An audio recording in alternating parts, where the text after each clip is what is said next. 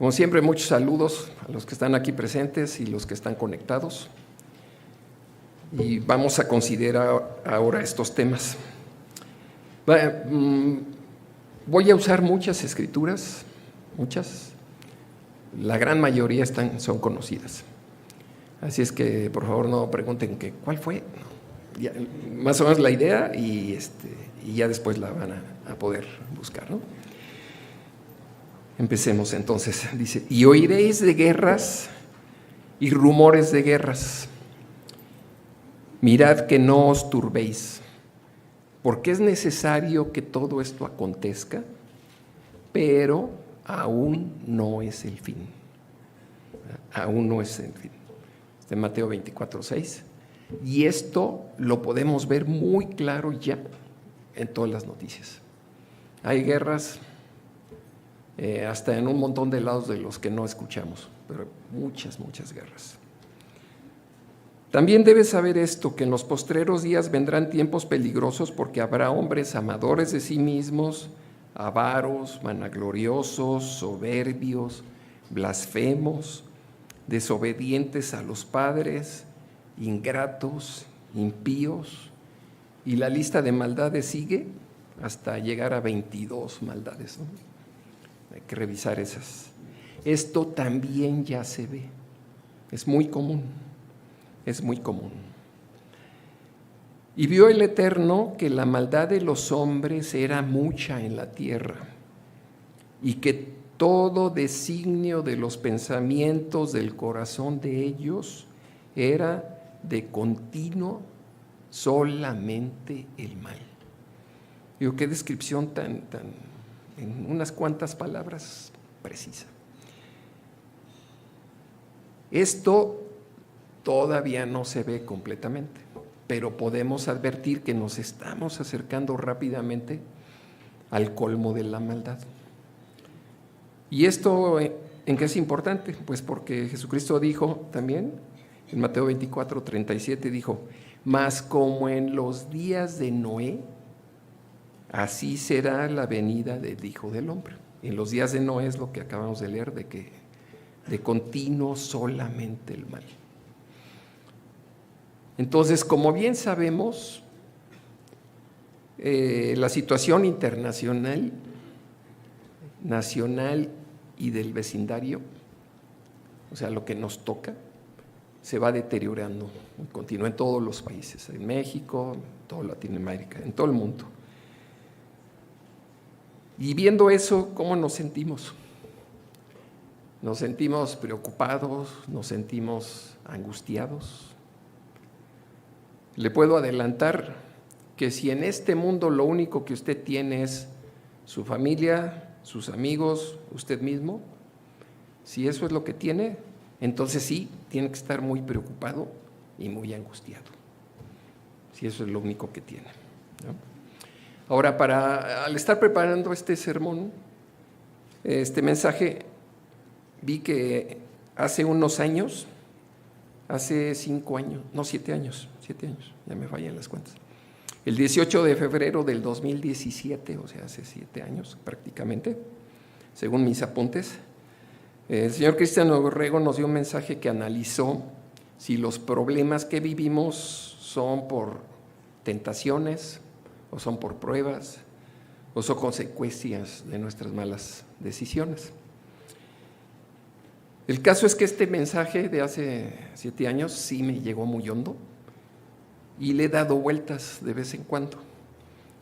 Y para este mensaje voy a recurrir a la estructura de aquel mensaje del señor Orrego y algunas publicaciones de la iglesia. Pero lo vamos a ver desde otra perspectiva. El título de este mensaje es Sí es posible vivir en paz. Sí es posible vivir en paz. Y van a ver cómo conecta con el sermoncillo. Primero, una aclaración pertinente respecto al título, ¿no? Si le pongo este título y me atrevo a decir lo que vamos a decir, no es porque yo ya alcancé la paz personal, ¿sí? Dicen, ay, ya, no, al contrario, He venido pasando por muchas presiones, muchos problemas, y por ello precisamente me doy cuenta que este enfoque que vamos a ver me ha ayudado mucho. Me ha ayudado a seguir adelante, y por eso lo quiero compartir con ustedes. Primero vamos a ver, como primer punto, cómo usa la Biblia la palabra paz. O sea, porque decimos, sí es posible vivir en paz. Entonces, ¿de qué estamos hablando? En número 6, 22-27, es la bendición que se llama la bendición aarónica.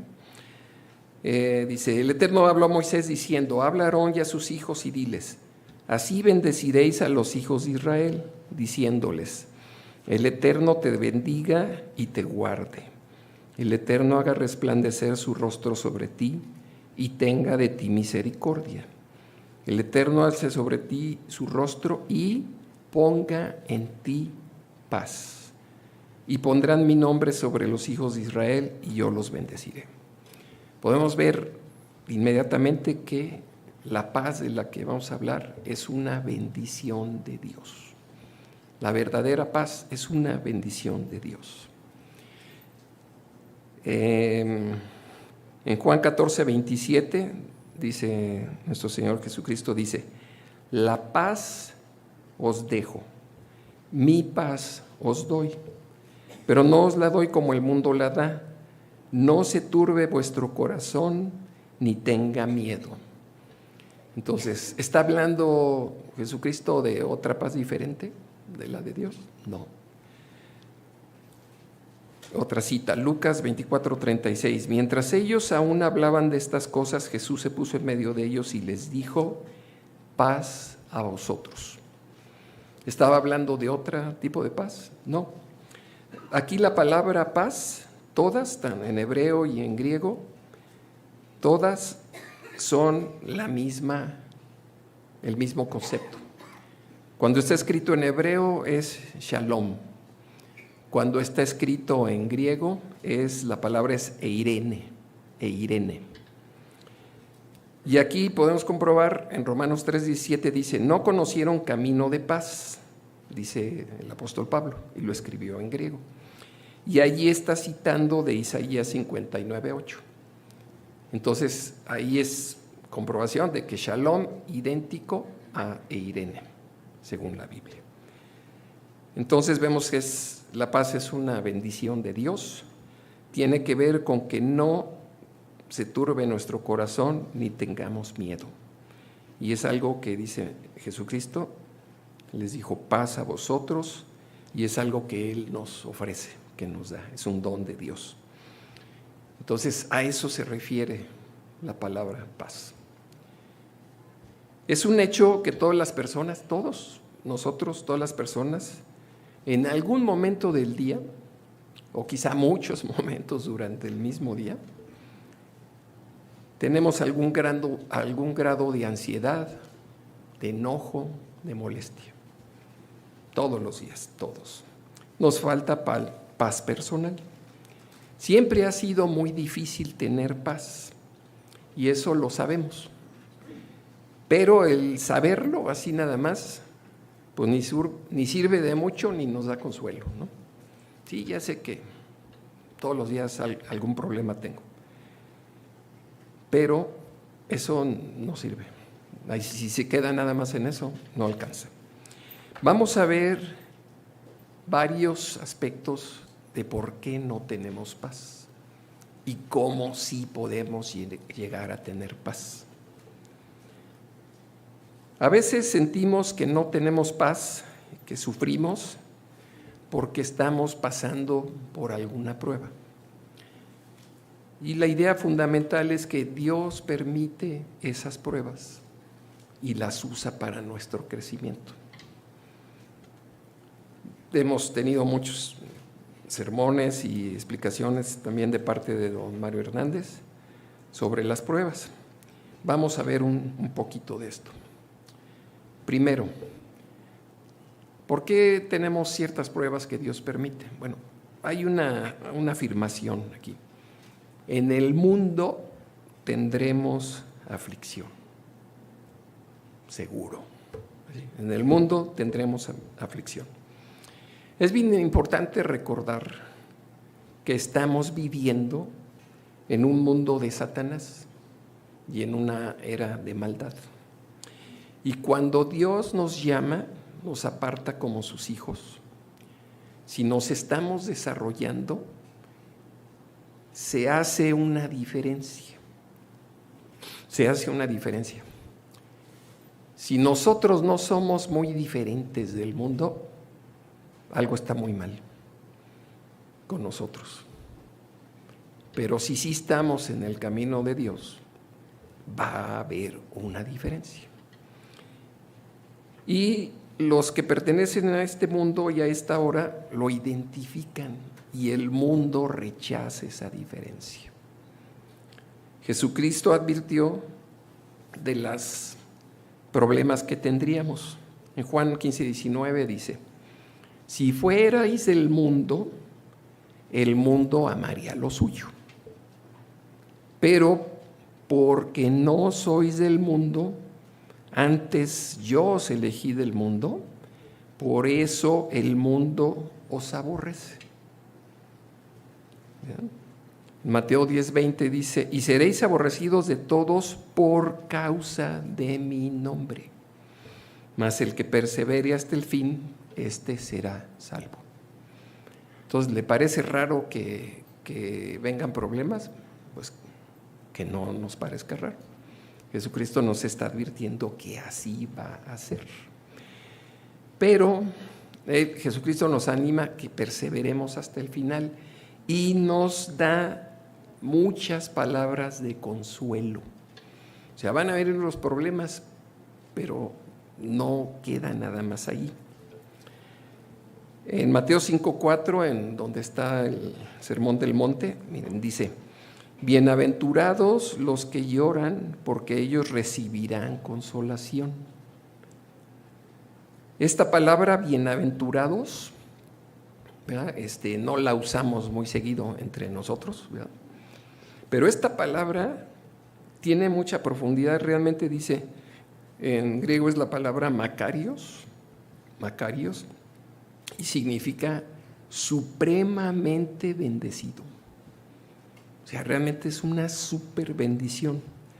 Y dice: bienaventurados o supremamente bendecidos los que lloran, porque recibirán consolación. Ahí hay una promesa. Más adelante dice: bienaventurados los que padecen persecución por causa de la justicia, porque de ellos es el reino de los cielos. Bienaventurados, supremamente bendecidos sois cuando por mi causa os vituperen y persigan, y digan toda clase de mal contra ustedes mintiendo, ¿no? O sea, si dicen toda clase de mal contra nosotros y le están atinando, es que algo está pésimo, ¿no? O sea, sí van a decir muchas cosas malas, pero estarán mintiendo.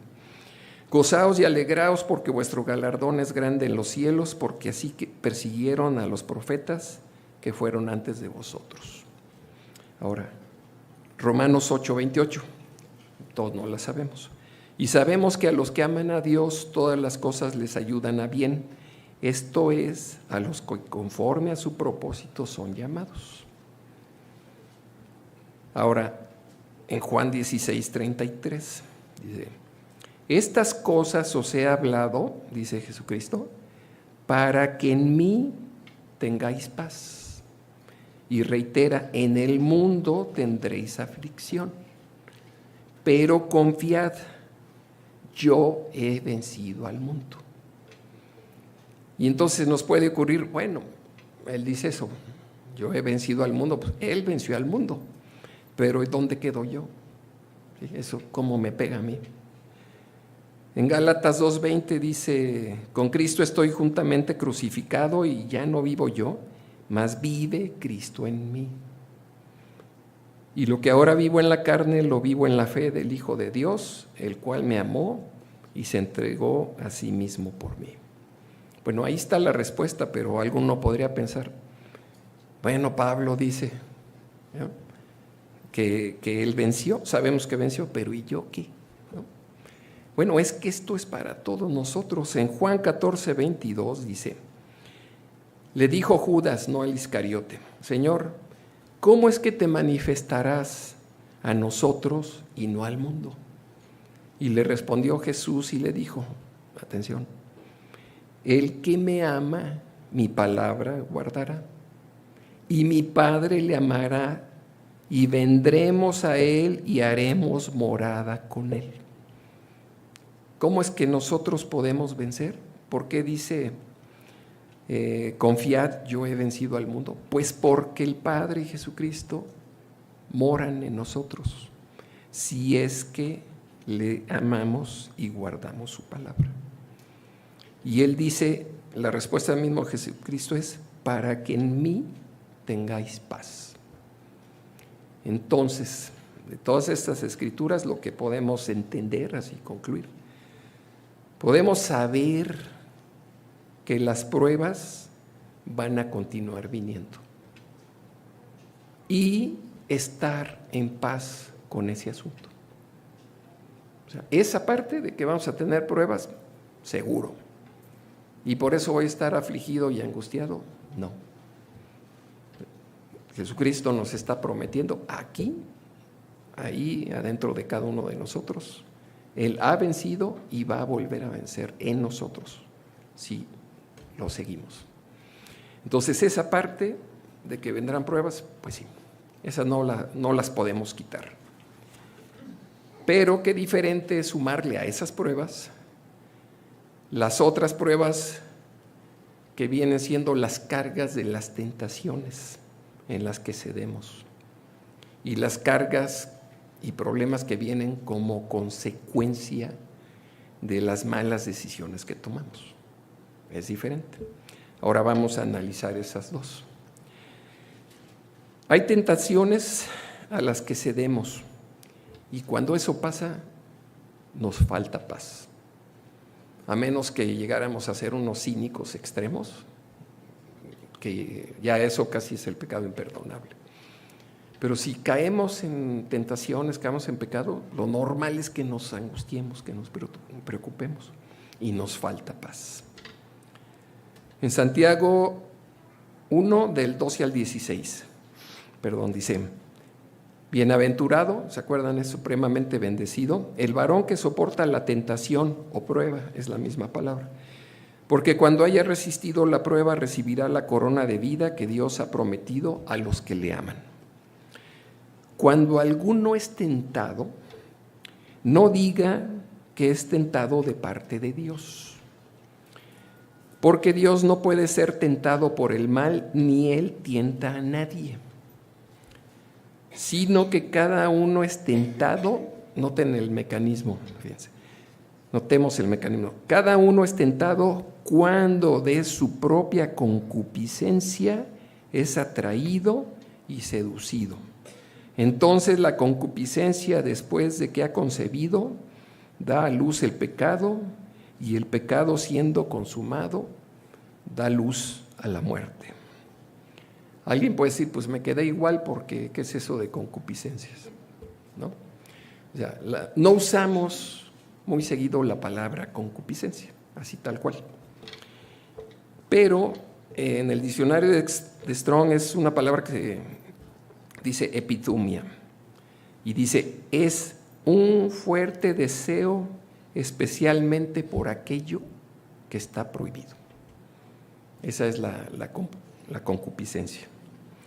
En otras fuentes la definen como debilidades, fuerte deseo ansioso de algo, apetito desordenado, hambre, impulso, picazón, pasión, lujuria, lascivia, necesidad, codicia, obsesión.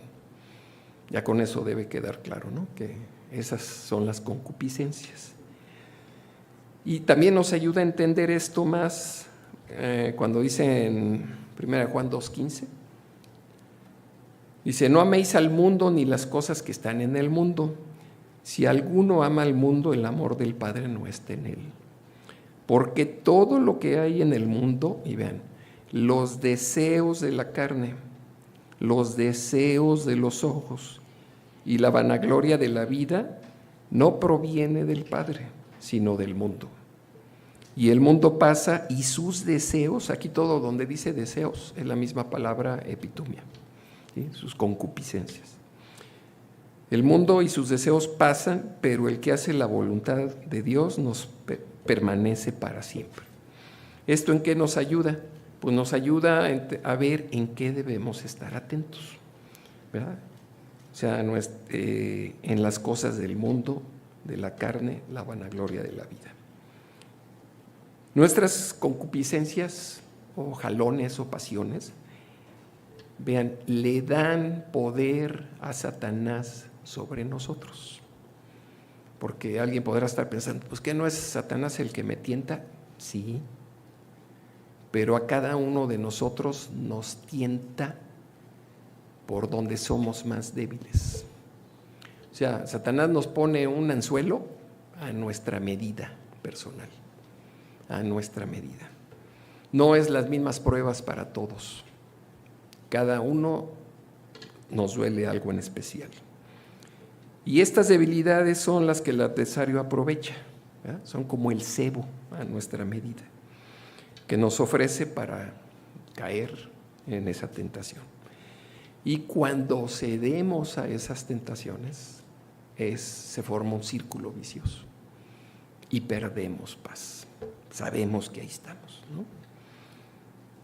En Gálatas 5, del 19 al 21, que está lo de las manifiestas son las obras de la carne, ahí viene una lista bien larga de las cosas que normalmente nos afectan. ¿Sí? No, se las dejo de tarea, ¿no? Porque hay que sentarse y revisar. De todo lo que está ahí, nos quedan chance hasta más de las que están ahí, ¿verdad? En lo personal. Y nos dice, ¿verdad? Entonces leímos antes, la concupiscencia después que ha concebido da a luz el pecado, y el pecado siendo consumado da luz a la muerte. Entonces, notemos, el ceder ante las tentaciones nos quita la paz y nos puede llevar a la muerte eterna. Entonces, que quede muy claro, ¿no? Bueno, y entonces, ¿cómo podemos vencer a las tentaciones? Si nos revisamos, como que para muchos la vida ha sido ese ciclo, ¿no? Estar cayendo en tentaciones, te levantas y vuelves a caer y te levantas. Y la cosa no es estar ahí, tenemos que salir de ese círculo, porque precisamente Satanás lo que usa es distraernos y mantenernos ahí, sin crecer, ¿no? ¿Cómo las vencemos? Remedio es huir de ellas, así de simple. Luego no lo hacemos, le estamos dando vueltas y ahí estamos cocinando el asunto y pensando en él. Hay que huir. Recordamos de José, que mencionaron, ¿verdad? Cuando la esposa de Potifar le gustó José y fue y le dijo, acuéstate conmigo, dice en Génesis 39, del 7 al 12. Y dice aquí, pero él dejándole su ropa en la mano, porque ella lo jaló, salió huyendo afuera, salió corriendo. Yo creo que es el único ser humano que ha logrado hacer eso en esa situación. ¿Sí? Salió corriendo, y eso es lo que tenemos que hacer. En 1 Corintios 6, 18 también nos dice, huid de la fornicación. Fíjense, la instrucción es, córranle. Y no se quede ahí a ver pensando que si lo va a vencer, córrale. Tenemos que hacer esto, ¿sí? Cualquier otro pecado que el hombre cometa está fuera del cuerpo, pero el que fornica contra su propio cuerpo peca. ¿O ignoráis que vuestro cuerpo es templo del Espíritu Santo, el cual está en vosotros, como leímos hace ratito, el cual tenéis de Dios y que no sois vuestros? Ahora alguien podría pensar, bueno, pues que la fornicación es todo, pues sí es de las más fuertes, pero no es la única. En 1 Corintios 10, 13 dice, no os ha sobrevenido ninguna tentación que no sea humana, pero fiel es Dios que no os dejará ser tentados más de lo que podéis resistir, sino que dará también juntamente con la tentación la salida, notemos, para que podáis soportar. Ahí está la clave, ¿no? Para que podáis soportar. Por lo tanto, amados míos, huid de la idolatría. También la idolatría. Y la idolatría, recuerden, no nada más es ahí ante un monigote, ¿no? O sea, la idolatría también dice que la avaricia es idolatría. ¿Se acuerdan? En otra escritura ahorita me acordé. Y dice, huir de la idolatría y refugiarnos en Dios. En Santiago 4:7 dice, someteos pues a Dios, resistid al diablo y huirá de vosotros. Entonces queremos estar en paz de esos pecados que no nos dominen. Es someteos pues a Dios, resistid al diablo y huirá de vosotros. Entonces ese es otro de los puntos. Ahora, también debemos aprender a vivir en paz con las personas. Dice, ¿cómo que vivir en paz? Siempre me están molestando, ¿no? Uno nunca tiene la culpa, ¿no? Pero dice, miren, veamos Romanos 12 del 17 al 18. No paguéis a nadie mal por mal. Procurad lo bueno delante de todos los hombres. Y noten, si es posible, en cuanto dependa de vosotros, estad en paz con todos los hombres. O sea, todo, si depende de ti, estate en paz, no le busques más problemas. Pero alguien puede pensar, pues no depende de mí, tengo mucha gente que me fastidia a mis alrededores, ¿no? Bueno, entendamos esto. Proverbios 16:7. Fíjense, cuando los caminos del hombre son agradables al Eterno, aún a sus enemigos hace estar en paz con él.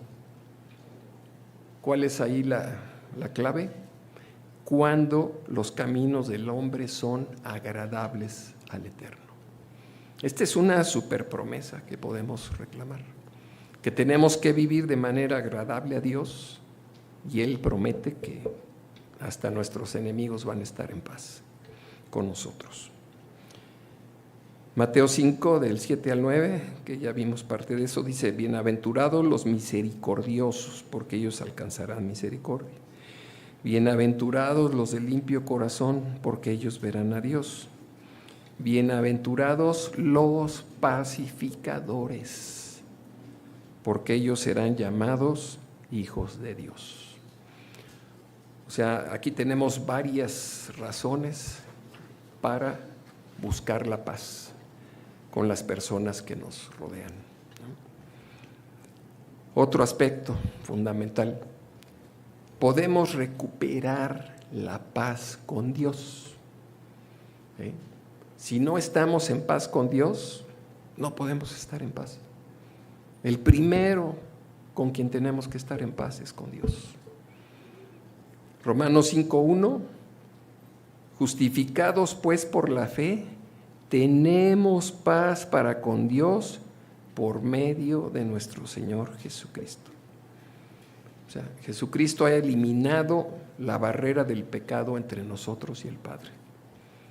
Entonces podemos estar en paz con Dios. Hebreos 10, del 19 al 22. Así que, hermanos, teniendo libertad para entrar en el lugar santísimo por la sangre de Jesucristo, por el camino nuevo y vivo que Él nos abrió a través del velo, esto es, de su carne, y teniendo un gran sacerdote sobre la casa de Dios, ¿qué? Acerquémonos con corazón sincero, en plena certidumbre de fe, purificados los corazones de mala conciencia, ya nos arrepentimos, y lavados los cuerpos con agua pura. O sea, ¿cómo tenemos que hacer? Acercarnos a Dios. Es la fuente de paz. Al principio lo vimos, que la paz es una bendición de Dios. Si estamos cortados de Él, estamos cortados de la paz. ¿Y cómo la recuperamos arrepintiéndonos, reconociendo nuestras faltas y acercándonos con Él a través del sacrificio de nuestro Señor Jesucristo. No hay de otra. Ahí es lo fundamental. Ahora, otro de los grandes aspectos, aquí le vamos a dedicar un poquito más. También nos falta paz cuando estamos viviendo problemas causados por nuestras malas decisiones. Creo que esos son los de todos los días. La mayor parte del tiempo estamos en problemas porque algo hicimos mal.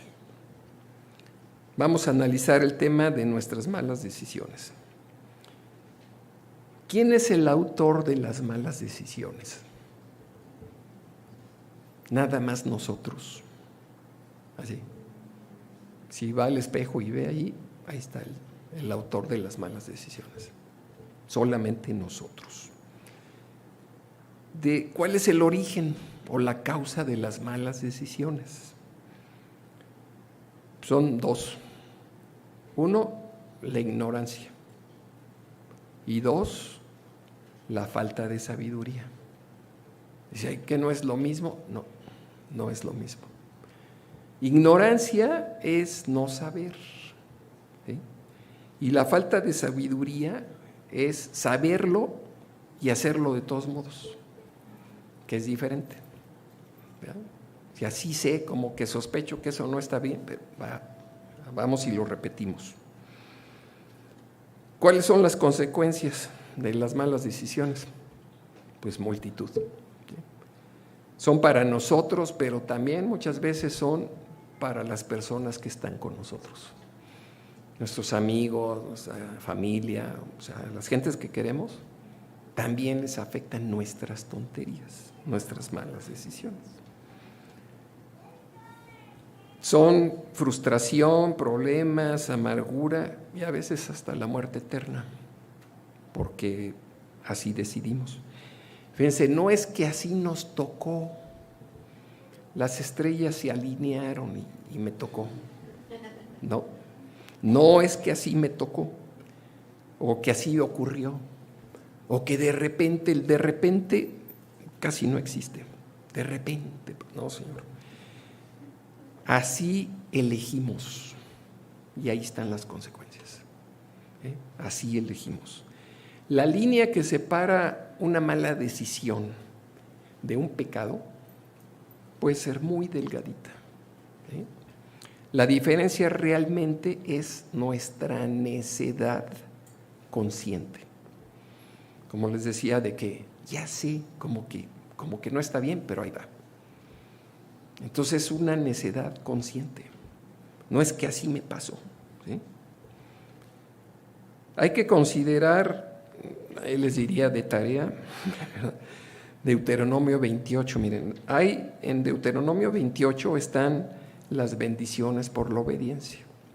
Están del versículo 1 al 14, ese 14 versículo de bendiciones. Y las maldiciones por la obediencia. Es una lista larguísima, es del versículo 15 al 68. O sea, son como el triple, un poco más del triple, las maldiciones que las bendiciones. ¿Sí? Aquí para muestra un botón, ¿verdad? Notemos Deuteronomio 28, 47 al 48, dice: por cuanto no serviste al Eterno tu Dios con alegría y con gozo de corazón, por la abundancia de todas las cosas, como no lo serviste, servirás por tanto, o sea, en consecuencia, a tus enemigos que enviará el Eterno contra ti, con hambre, con sed y con desnudez y falta de todas las cosas. O sea, no es juego. Las consecuencias son muy extremas. Y en Deuteronomio 30, 15, 16 y 19 dice el Eterno: mira, yo he puesto delante de ti la vida, hoy he puesto la vida y el bien, la muerte y el mal, porque yo te mando hoy que ames al Eterno tu Dios que andes en sus caminos y guardes sus mandamientos, sus estatutos y sus decretos, para que vivas y seas multiplicado. Y el Eterno tu Dios te bendiga en la tierra a la cual entras para tomar posesión de ella. Y notemos versículo 19. A los cielos y a la tierra llamo y por testigos hoy contra vosotros, que os he puesto delante la vida y la muerte, la bendición y la maldición. Escoge, pues, la vida para que vivas tú y tu descendencia. Así, no hay muchas variantes, ¿no? O sea, en la Biblia hay muchas amonestaciones a que obedezcamos a Dios. Si no, las consecuencias son esa lista larguísima de maldiciones. ¿Y cómo llegamos a vencer el hábito de tomar malas decisiones? Tomar malas decisiones hasta se convierte en un hábito. Ay, ¿por qué me va tan mal? Pues es que decía Einstein, aquel de la relatividad, según, yo no estuve ahí con él y que dije, pero dicen que él dijo, ¿no? Dicen, si haces las mismas cosas, si sigues haciendo las mismas cosas, obtendrás los mismos resultados. Ay, ¿por qué me va tan mal? Pues revísale, algo está muy mal. Es un hábito tomar malas decisiones. Bases para tomar decisiones correctas. Proverbios 9:10. El temor del Eterno es el principio de la sabiduría y el conocimiento del Santísimo es la inteligencia. ¿Por dónde empezamos? Por Dios. Deuteronomio 13:4. En pos del Eterno vuestro Dios andaréis y a Él temeréis, guardaréis sus mandamientos y escucharéis su voz. A Él serviréis y a Él seguiréis. Nuevamente, es el camino de seguir a Dios. Ahora vamos a ver una parte que es muy importante, que es el valor del consejo. O sea, en los comentarios del doctor Winnell viene esto, ¿no? O sea, es muy importante.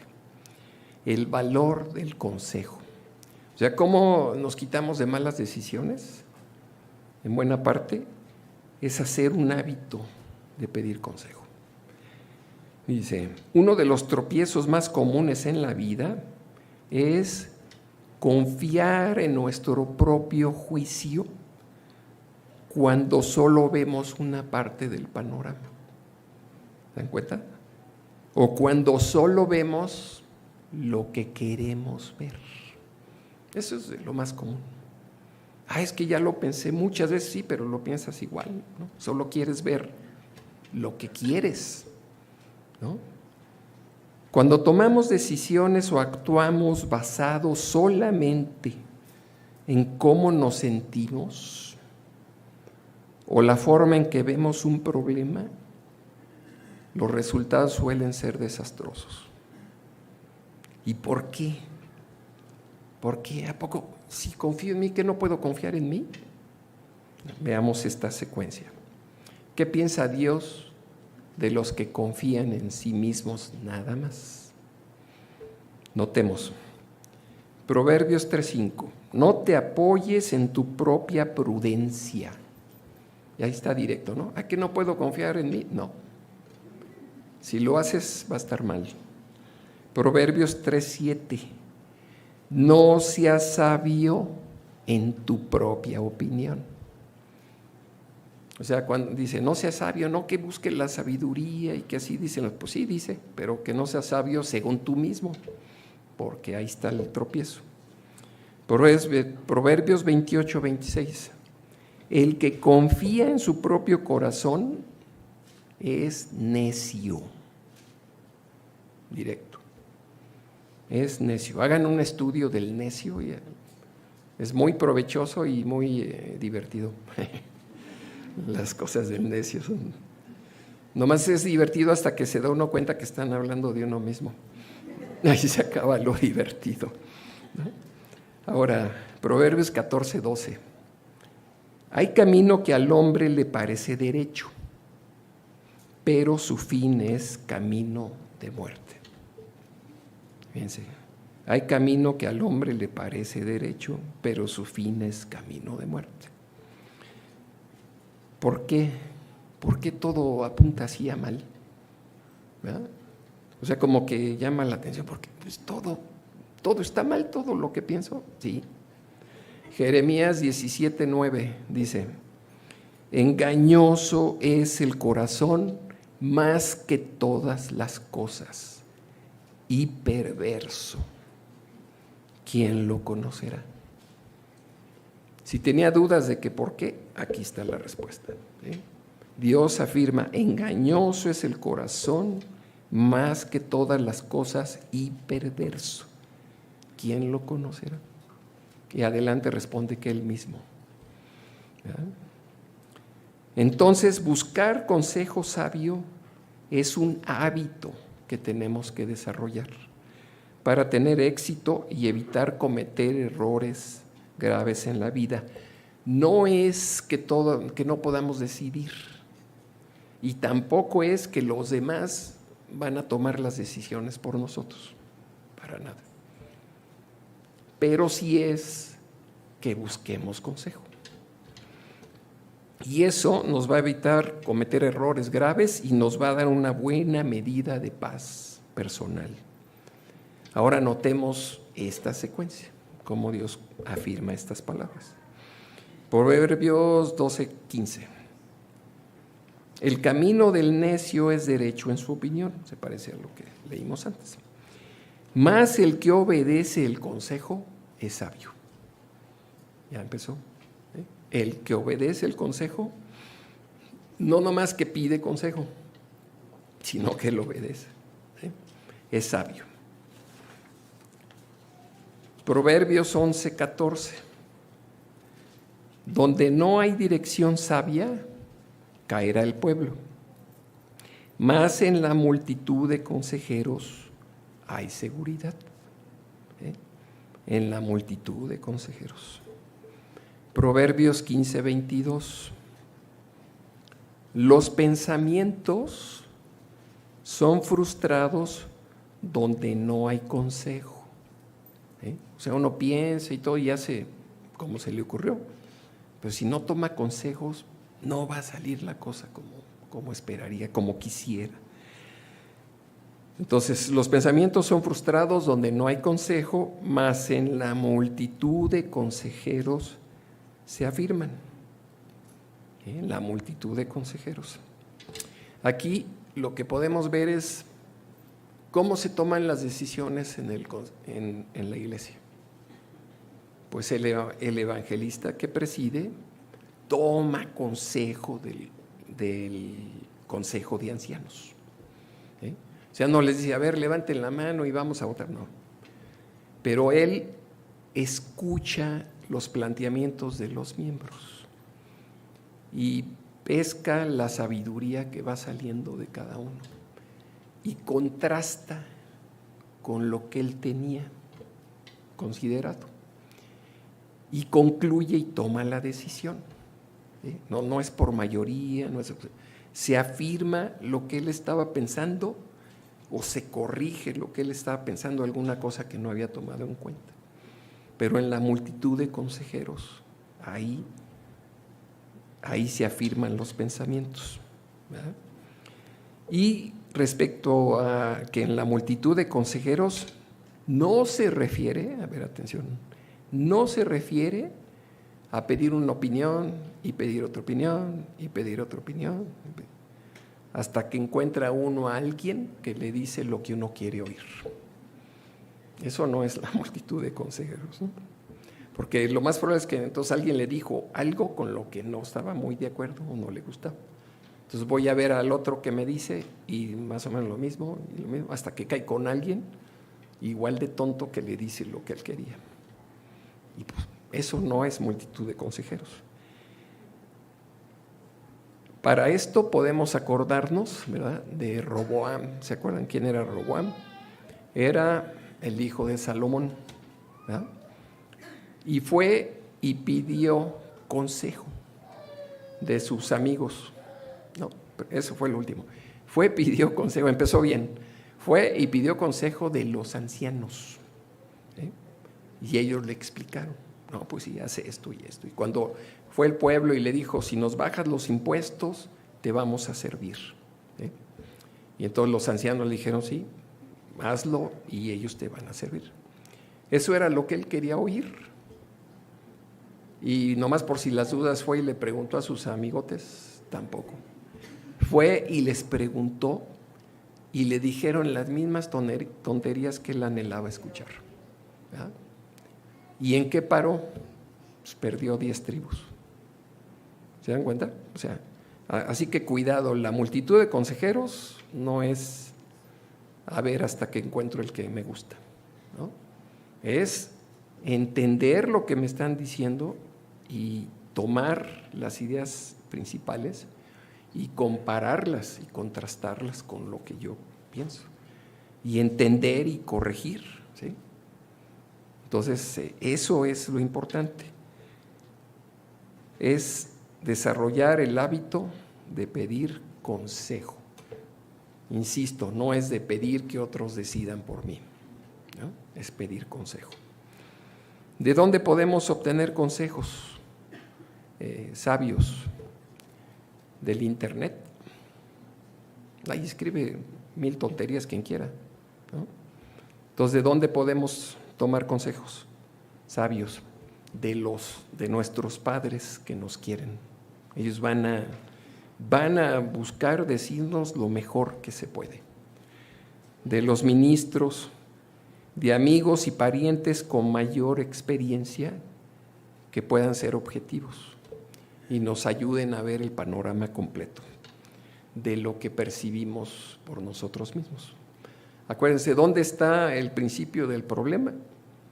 De que queremos decidir nada más basados en lo que sentimos, en lo que me gusta. Ahí ya es casi derechito al fracaso, ¿sí? Entonces necesitamos aprender a pedir consejo. Otro punto. También podemos vivir con gran tranquilidad, confianza y paz interior.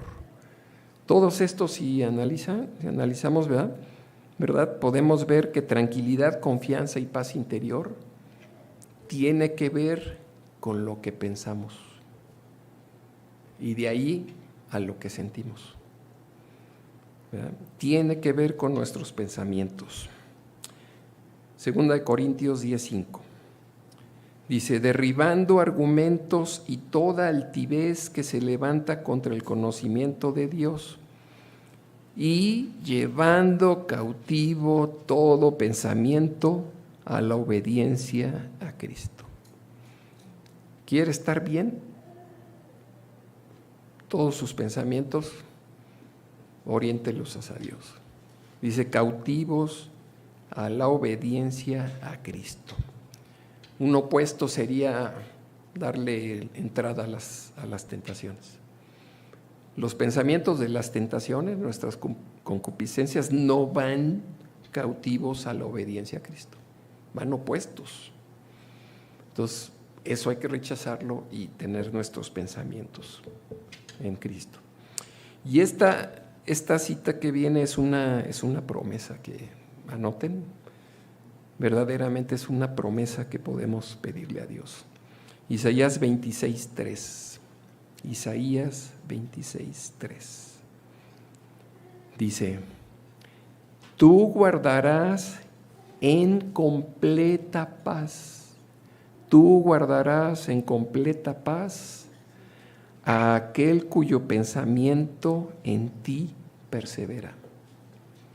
Entonces, tú guardarás en completa paz a aquel cuyo pensamiento en ti persevera, porque en ti ha confiado. Esa es una maravilla, es una promesa segura, ¿verdad? Dice, tú guardarás en completa paz. ¿Se acuerdan que iniciamos con que la paz es una bendición que Dios nos da?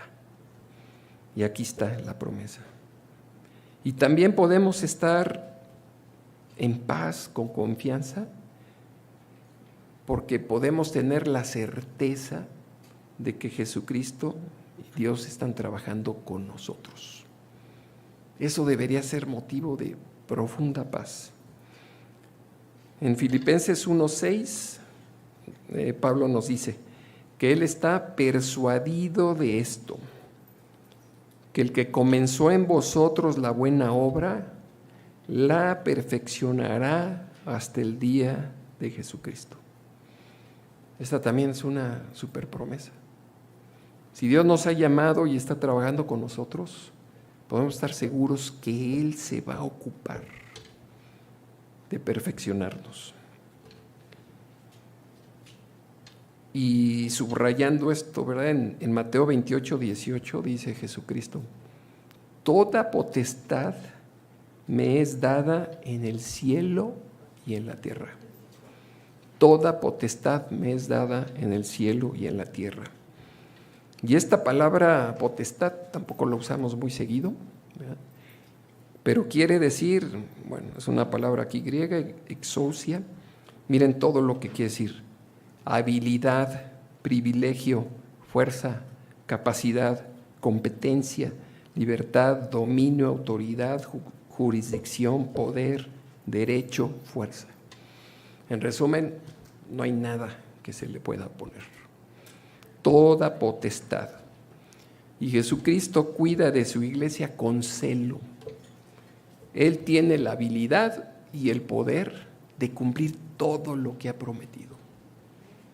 Entonces, Él puede hacer todo eso, quiere hacerlo. Nos ha prometido que lo hace. Entonces es estar agarrado de Él. Solamente así. Con eso podemos estar en paz. Entonces, como repaso de lo que hemos visto, ¿verdad? Como conclusión, exhortación, pues vimos cómo la palabra paz se usa en la Biblia. Es una bendición de Dios. Sabemos que vamos a pasar por pruebas que nos ayudan a crecer, a mejorar, que Dios las permite y las usa. Y podemos saber que van a venir y que podemos estar en paz con eso. ¿Sí? Va a pasar y no es motivo de angustia. Sabemos que en el mundo tendremos aflicción, pero también tenemos muchas promesas de Dios nuestro Padre y de Jesucristo que nos dice que podemos estar confiados en Él. También vimos que nos falta paz cuando cedemos a las tentaciones. O sea, el origen de las tentaciones, nosotros mismos, nuestras debilidades y Satanás que nos está picando para que mordamos eso, el anzuelo. Las consecuencias son pecados, sufrimientos, la muerte eterna.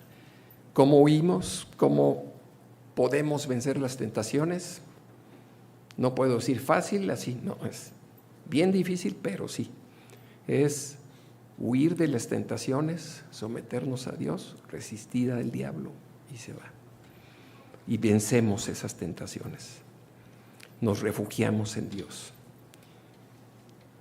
Algo que parecería muy simple, pero pues tenemos que vivir en paz con las personas.